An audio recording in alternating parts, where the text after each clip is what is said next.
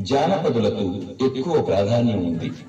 సున్నితమైన హాస్య తరంగాలతో పాటు ముదురు పాకాన పడ్డ మోడు సరసాలు కూడా వీటిలో కనిపిస్తాయి. తన వదిలిపై ఆ మరదలు విసురులు విందామా?